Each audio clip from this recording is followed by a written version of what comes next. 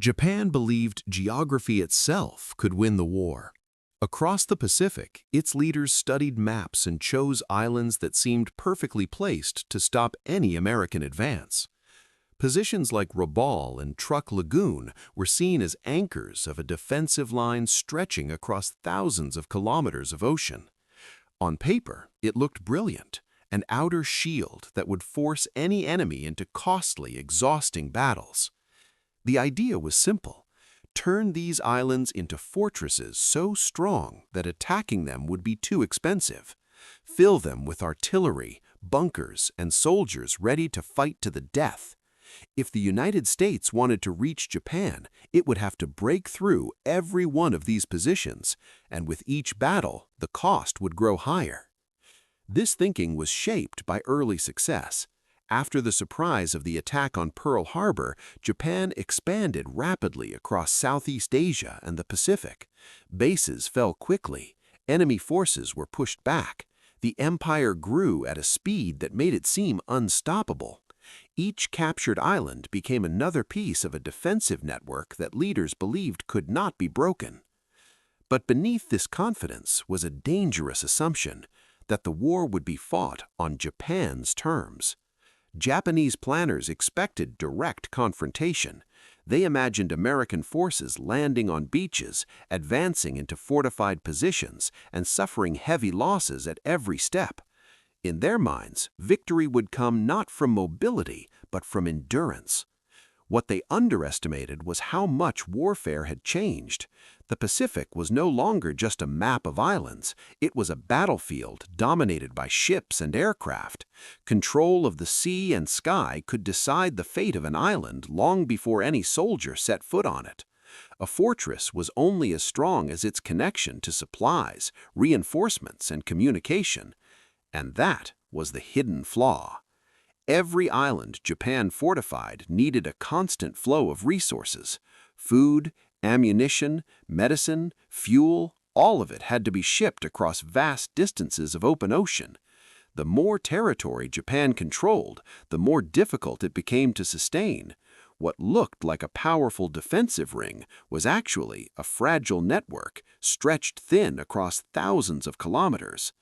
At first, this weakness was easy to ignore. The empire was expanding, not shrinking. Supplies were still moving. Communication lines were still open. Confidence remained high. But the larger the system grew, the more vulnerable it became to disruption. Because unlike Japan, the United States was not planning to fight for every island. American strategists were watching carefully, learning, adapting. They understood that attacking every fortified position would be slow and costly. Instead, they began to think differently. What if they could choose where to fight? What if they could avoid the strongest defenses entirely? It was a simple idea, but a devastating one. If an island could be isolated, cut off from supplies and support, it didn't need to be captured. It could be neutralized without a full-scale invasion. Its guns would still be there, its soldiers would still be there, but it would no longer matter. This shift in thinking turned Japan's strategy on its head. The very islands that were meant to stop the enemy could be bypassed. The fortresses that were built to resist attack could become traps, and the soldiers stationed on them would face a fate they had never been prepared for. Because they were trained to fight, to defend, to die in battle if necessary, but they were not prepared to be abandoned, not prepared to wait for an enemy that would never come, not prepared to slowly run out of food, medicine, and hope. As Japan continued to fortify its chosen islands, believing it was building an unbreakable shield, the reality was already beginning to shift. The Pacific was becoming a different kind of battlefield, one where mobility, flexibility, and strategy mattered more than fixed defenses. And in that new kind of war, the strongest fortress could become the most isolated place on Earth. Japanese leaders believed that fortifying islands would make them invincible, and they poured men and materials into places like Peleliu and Tarawa. Soldiers dug tunnels deep into volcanic rock, built concrete bunkers along beaches, and positioned artillery to cover every possible landing. Every hill, cave, and stretch of jungle was turned into a trap. From above, the islands looked like nightmares for any attacker, and the men stationed there believed that no force could break them. They drilled constantly, maintained defenses, and prepared for attacks that might come at any moment. Life was harsh. Food and water arrived inconsistently. The heat and humidity were exhausting, and diseases like malaria and dysentery were constant threats. Yet the soldiers endured, driven by a sense of duty and the belief that they were holding the empire's outer shield. But the island's strength hid a fatal weakness. Every bunker, tunnel, and gun depended entirely on supplies arriving from Japan. Ammunition, food, and medicine had to cross thousands of miles of ocean. Submarines, warships, and aircraft made those supply lines increasingly dangerous. If the shipments stopped, the fortresses would not just fail, they would trap the soldiers inside. Japan's command focused on creating massive defensive positions, spreading troops across too many isolated islands, while the Americans were planning something very different. The United States studied the map, analyzed intelligence, and realized that these fortresses could be bypassed. Attacking every heavily fortified island would be slow, costly, and unnecessary. Instead, American forces could isolate them, cut off supplies, and render them useless without a single direct assault. What Japan believed would be a line of strength was in reality a series of potential prisons. As soldiers dug, built, and fortified, they had no idea that the very islands designed to stop the enemy could soon become their own graves. Each tunnel, each bunker, each artillery emplacement was a trap in disguise. The more elaborate the defenses, the more the men depended on a world beyond the islands that was moving rapidly away from them. Their sacrifice was building a monument not to victory, but to isolation and inevitability. Even communication with Japanese command became increasingly difficult. Radio signals were intercepted, disrupted, or delayed. Units received outdated orders that no longer matched reality. Soldiers were left improvising, maintaining their positions for months or years without knowing whether relief, reinforcements, or even an attack would ever come. Morale began to erode slowly as the men realized that the grand defensive plans envisioned by commanders thousands of miles away were not matched by the resources or the strategy necessary to sustain them. In some places, soldiers resorted to extreme measures to survive. They rationed food to the point of starvation, drank rainwater mixed with salt, and scavenged the jungles for anything edible. Illnesses that would have been treatable in normal circumstances became deadly. The jungle itself seemed to close in on them, a relentless force that added to the isolation and despair. Every day became a fight for survival rather than a preparation for battle. The paradox was stark. Japan had built strength in the wrong places. The islands were fortified to perfection for battles that never needed to happen. The more elaborate the defenses, the more they depended on the lifeline of supply that could be severed at any time.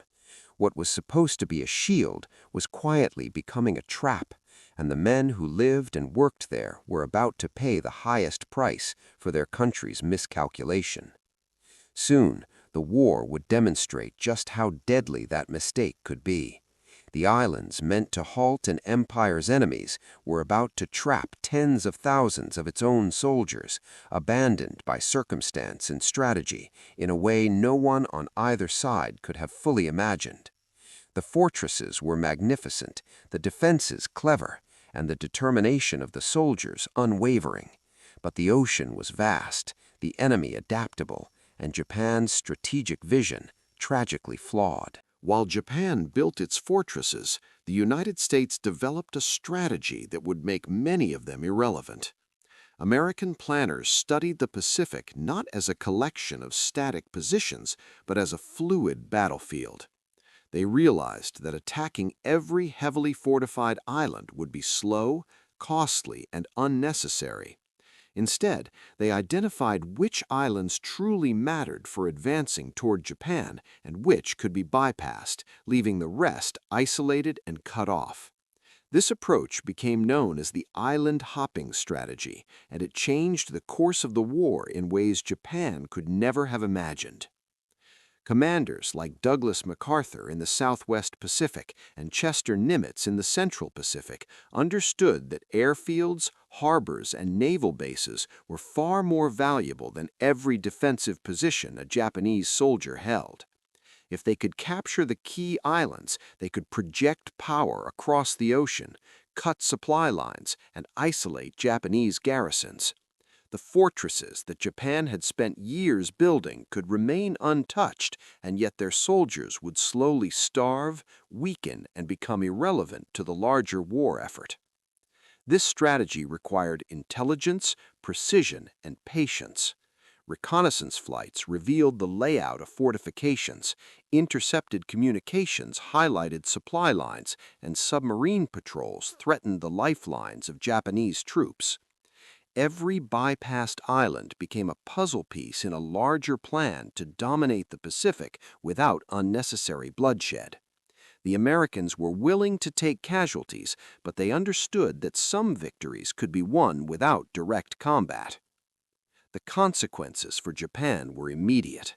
Islands that had been fortified with tens of thousands of men, massive artillery, and tunnels became isolated prisons. Troops stationed on places like Rabaul, Truk Lagoon, and Wake Island were cut off from supplies and reinforcements. Food ran low, medicine disappeared, and morale began to crumble. The soldiers had been trained to fight battles, not to endure slow starvation while the world around them moved on. American forces moved swiftly from one strategically valuable target to the next. Islands that could support airstrips or naval bases were attacked with overwhelming force, often using a combination of naval bombardment, aerial strikes, and amphibious landings. Meanwhile, the massive fortresses that had been expected to be the centerpiece of resistance were left untouched, stranded, and isolated. Japanese commanders were often unaware of the new strategy until it was too late, and by then, entire divisions were effectively trapped. Operations like Operation Hailstone demonstrated the efficiency of bypassing strongholds. In a matter of days, one of Japan's most important naval bases was neutralized through air and naval power alone. Ships were sunk, aircraft destroyed, and troops cut off without a full-scale invasion. This was a preview of how the island hopping strategy would redefine the war. Victory without the need for costly assaults against every fortification. For the soldiers left behind, the reality was grim. They continued to man artillery, patrol beaches, and maintain tunnels, often unaware that no American landing was planned. Supply ships stopped arriving, radio contact became sporadic or disappeared entirely, and the once imposing fortresses became prisons rather than shields. Starvation and disease spread, slowly eroding their ability to fight or even survive. Units that had trained for combat found themselves fighting a different enemy: time, isolation, and the jungle itself. Psychologically, the toll was immense. Soldiers who had been taught to value honor and sacrifice in battle now faced a slow, invisible death. Some clung to routines and drills to maintain purpose, while others descended into despair. Even acts of bravery could no longer change the strategic reality. The islands were irrelevant, and no reinforcement would come. Japan had fortified the wrong positions, and the consequences would be catastrophic.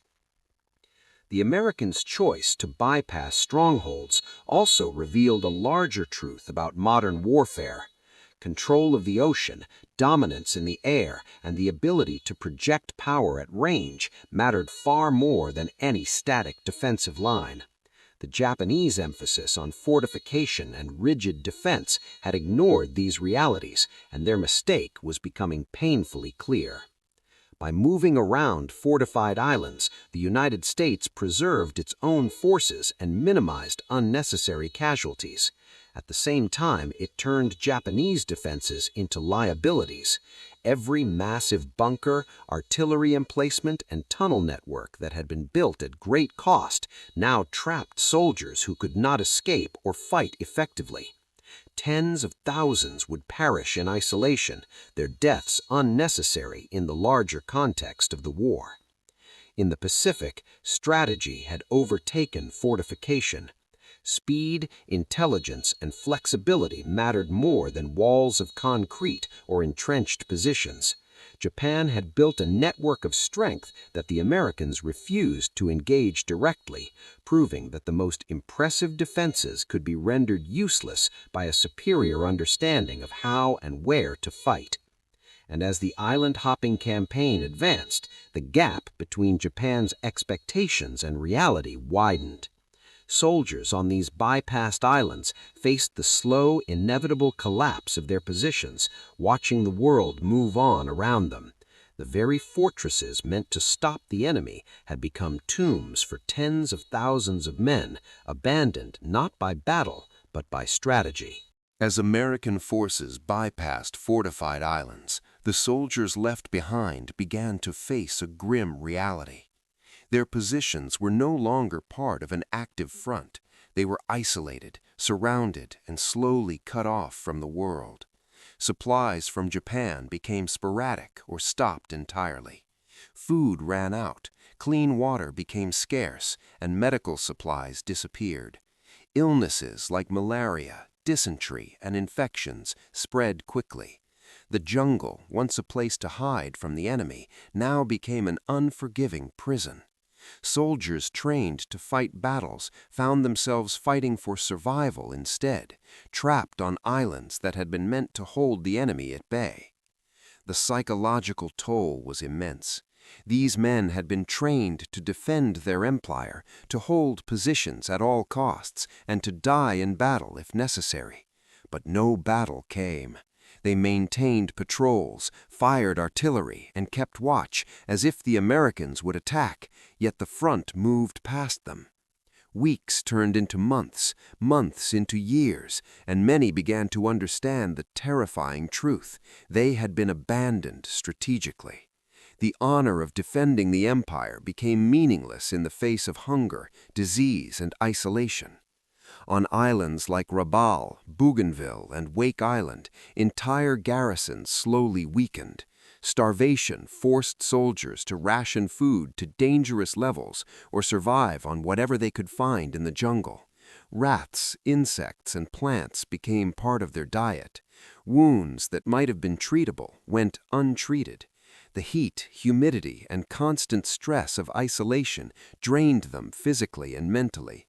Some units clung to routines or rituals to maintain discipline, while others succumbed to despair, unable to find purpose in a war that had moved past them. Communication with Japan became almost impossible. Radios went silent or delivered outdated orders, leaving commanders to make decisions with incomplete information. Some soldiers continued to follow instructions to hold positions that no longer mattered strategically. Others received no direction at all, left to improvise in the face of dwindling supplies and growing hopelessness. The isolation was total. The islands that had been carefully fortified were no longer bastions of defense. They had become cages, slowly consuming the men trapped within. As the months passed, mortality rates climbed. Tens of thousands of Japanese soldiers died not from combat, but from starvation, disease, and exhaustion. Their deaths were silent and often unnoticed, a tragic consequence of a strategy that had overextended the empire and placed soldiers in positions that were militarily irrelevant. The Americans had effectively turned Japan's own fortresses into graves without firing a single shot at many of them. Even the soldiers who survived the initial months faced a slow decline. Malnutrition weakened their bodies, and illness destroyed morale. Entire units lost cohesion, and the isolation led to despair and confusion. Some tried to maintain discipline, continuing drills and guarding positions as if the war depended on their vigilance, while others surrendered to the hopelessness of their situation. The jungle and the ocean became as much enemies as the Americans themselves. The irony was devastating. Japan had poured immense resources, manpower, and time into creating these fortresses, expecting them to stop the enemy. Instead, the very fortresses that were intended to protect the empire trapped the men inside, leaving them vulnerable to a quiet and unavoidable death. The more impressive the fortifications, the more they isolated and doomed their occupants. The soldiers' courage and endurance could not change the strategic reality. They were abandoned by circumstances beyond their control. By the time the war reached its final stages, tens of thousands of men had perished on islands that had never been fully attacked. These isolated garrisons stood as monuments to Japan's greatest strategic mistake. The soldiers had fought the wrong battle, not against the Americans, but against time, hunger, disease, and neglect. The cost of their loyalty and sacrifice was staggering, a silent tragedy hidden behind the broader story of victory and defeat in the Pacific. The story of these men highlights a cruel lesson of war. Even the bravest and most disciplined soldiers can be rendered powerless by a strategy that ignores reality. Their islands were meant to hold back the tide of American forces, yet in the end they held nothing at all. The soldiers themselves became casualties of a war they could not influence, trapped by decisions made thousands of miles away, enduring suffering that would never be recognized in history books in the same way as a battlefield victory. By the final years of the war, the consequences of Japan's miscalculation were undeniable.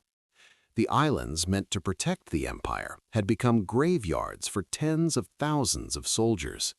Places like Rabaul, Truck Lagoon, and Wake Island were still fortified with tunnels, bunkers, and artillery, but their defenses no longer mattered. The war had moved on. American forces had captured the critical islands needed to project power closer to Japan, leaving the fortresses irrelevant and isolated. The soldiers trapped on these islands faced the slow, inevitable consequences of abandonment. Food supplies were exhausted, disease spread unchecked, and many died without ever firing a shot in a decisive battle. Some units held out for months or even years, maintaining discipline and routine in the hope that reinforcements would arrive. Others gave in to despair. Their bodies weakened and their morale broken. The fortresses that had seemed so formidable became silent witnesses to human suffering. The scale of the tragedy was immense. Estimates suggest that over 40,000 Japanese soldiers died on bypassed islands, not from combat, but from starvation, disease, and isolation. Their deaths had no impact on the course of the war. They did not slow the American advance, they did not protect Japan's mainland, and they did not alter the strategic situation. Yet the men remained loyal to their orders, holding positions that had lost all meaning, paying the ultimate price for a plan that had failed long before the first shot was fired. This outcome highlights a critical lesson about war. Strategy, not just bravery or fortification, determines victory or defeat. Japan had relied on static defenses and the assumption that the enemy would fight on its terms. The Americans, by contrast, understood flexibility, mobility, and the value of selective engagement. By bypassing strongholds and cutting off supplies, they neutralized threats without unnecessary casualties, demonstrating that understanding the battlefield is more powerful than simply building walls. The abandoned islands became a stark symbol of strategic misjudgment. Soldiers who had trained, fought, and endured incredible hardships found themselves trapped by decisions made far away. The tunnels, bunkers, and artillery that had once inspired confidence now stood as tombs, monuments to courage wasted and lives lost unnecessarily. These men did not fail, they were failed by circumstance, geography, and command. When the war finally ended, many of the surviving soldiers from isolated garrisons were captured or surrendered months or years after the main battles had concluded. Their experiences were a testament to endurance, discipline, and the human spirit, but also a reminder of the human cost of strategic error. Entire divisions had lived and died in conditions far worse than any battlefield, their sacrifice invisible in the larger story of victory and defeat. The isolation left survivors in profound shock. Some described entire landscapes littered with the sick and dying, abandoned artillery unmanned, and the jungle reclaiming what had once been military positions. Letters from home were delayed or never arrived, and the soldiers' hope of reinforcement slowly vanished. Many wrote diaries, desperate to record their suffering, leaving behind testimonies of human endurance under unimaginable conditions. In the end, the story of Japan's fortified islands is a tragic one. It is a story of misjudged geography, overconfidence, and the limits of human endurance. The soldiers who manned these positions paid with their lives for a strategy that failed before it began. Their fortresses did not protect an empire, they isolated its defenders and turned strength into suffering. History remembers the battles that were won and lost, the islands captured and the strategies executed, but the silent tragedy of the men left behind remains a cautionary tale. The greatest defense is worthless if it does not match the reality of the war. And the soldiers who trusted that defense paid the ultimate price.